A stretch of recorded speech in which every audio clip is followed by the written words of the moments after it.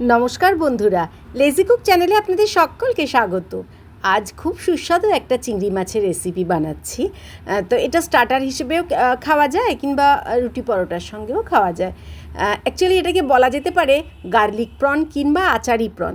কোনো একটা রেস্টুরেন্টে গিয়ে আমরা এটাকে স্টার্টার হিসেবে খেয়েছিলাম। তো ভাবলাম আজকে দেখি বাড়িতে ওই একই স্বাদের করতে পারি কি না। এখানে আমি প্রায় 250 গ্রামের মতো চিংড়ি মাছ ভালো করে ছাড়িয়ে ধুয়ে পরিষ্কার করে নিয়েছি, নুন হলুদ মাখিয়ে রেখেছি। এখানে নিয়েছি 1 টেবিল স্পুনের মতো কালো সর্ষে, 1 টিস্পুনের মতো নিয়েছি গোটা জিরে, 5টার মতো শুকনো লঙ্কা বেশ কিছুক্ষণ আমি জলের মধ্যে ভিজিয়ে রেখেছিলাম, 10 থেকে 12 কোয়ার মতো রসুন আর বেশ কিছুটা কারি পাতা। এবার একটা মিক্সিং জারের মধ্যে এই ভিজিয়ে রাখা শুকনো লঙ্কা, 10 থেকে 12 কোয়া রসুন আর কিছুটা কারি পাতা আমি একটা ফাইন পেস্ট তৈরি করে নিলাম।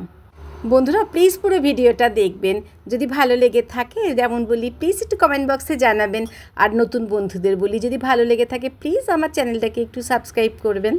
এবার গ্যাসে কড়াই চাপিয়ে 2 টেবিল চামচের মতো আমি এখানে সর্ষের তেল দিলাম। তেল গরম করে ফোড়নে দিলাম 2টো শুকনো লঙ্কা, সর্ষে আর জিরে। এবার দিলাম বেশ কিছুটা কারি পাতা। সর্ষে, জিরে আর কারি পাতা ফোড়নে দিলে খুব সুন্দর একটা গন্ধ বেরোয়। অল্প নেড়ে চেড়ে নুন হলুদ মাখানো চিংড়ি মাছ পুরোটাই দিয়ে দিলাম। খুব ভালো করে এবার আমি ভাজতে থাকবো। গ্যাসের ফ্লেমটাকে আমি হাইতে রেখে এইভাবে ভাজবো।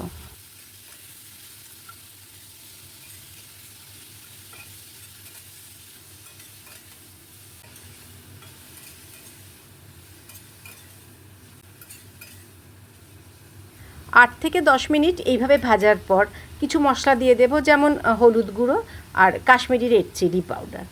আবারও বেশ ভালো করে মিশিয়ে নেব।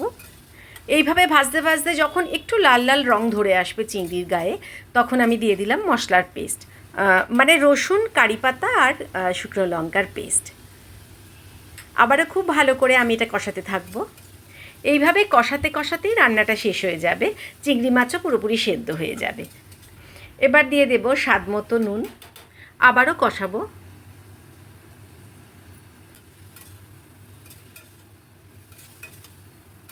যে মিক্সির বাটিটাতে মশলা বেটেছিলাম তাতে অল্প একটু জল দিয়েছি, মানে 2 থেকে 3 চামচের মতো জল দিয়ে মিক্সির বাটিটা ভালো করে ধুয়ে সেই জলটাও আমি এতে দিয়ে দিলাম। খুব অল্প জল, যাতে মশলা কড়ার নিচে লেগে পুড়ে না যায়, তার জন্যই দিলাম। আবারও নাড়াবো। রান্না একদম শেষের দিকে, পুরো ড্রাই হয়ে গেছে। এই অবস্থায় আমি বেশ কিছুটা লেবু পাতা দেব, মানে 4 থেকে 5 পিস লেবু পাতা দিলেই হবে। আর 4 চামচের মতো আমি এখানে লেবুর রস দিয়ে দিলাম। অল্প নাড়াচাড়া করলেই তৈরি হয়ে যাবে গার্লিক প্রন বলতে পারেন কিংবা আচারি প্রন। খেতে অপূর্ব লাগে, একটু টক টক স্বাদ হয়।